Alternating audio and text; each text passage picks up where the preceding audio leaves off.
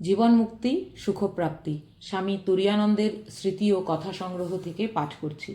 27শে December. স্বামী তুরীয়ানন্দ বলছেন, সন্ত वही है जो রাম রস চাখে। তুলসীদাস বলেছেন, জগতে 4টি জিনিস সার: সাধুসঙ্গ, হরিকথা, দয়া, দীন উপকার। সঙ্গ থেকেই তো সব। সঙ্গাত সঞ্জায়তে কামহ।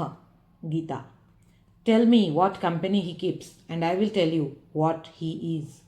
আমাকে যদি বলো তার সঙ্গী কারা, আমি বলে দেব সে কিরূপ লোক।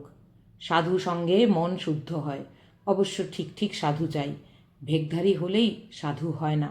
সাধু সেই যে ভগবানকে আপনার করেছে।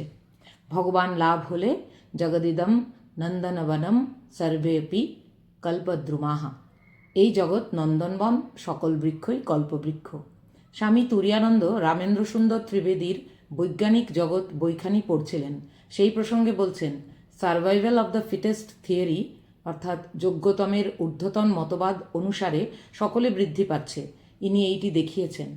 হ্যাঁ, অ্যামিবা থেকে মানুষ হওয়া পর্যন্ত ওই থিওরি ট্রু, মত সত্য বটে। কেননা এতদিন স্বার্থটাই ছিল প্রধান লক্ষ্য।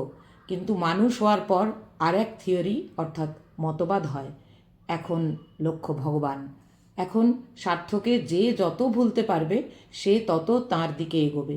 স্বামীজি আমাকে বলেছিলেন, একে তো জগতের কিচ্ছু বোঝা যায় না, তাও যদি আজীবন প্রাণপাত পরিশ্রম করে মনে হলো যেন কিছু বুঝেছি এবং যাই জগৎকে সেটা দেব ভাবছি, অমনি বললেন, চলে আয়, চলে আয়। আর দিতে হবে না, খেলাটা ফুরিয়ে যায়।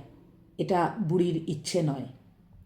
সারদা অর্থাৎ স্বামী ত্রিগুণাতীত মঠ ছেড়ে বাড়ি যেতে চাইলে মহারাজ অর্থাৎ স্বামী ব্রহ্মানন্দ তাকে বুঝাচ্ছেন, কেন যাবি?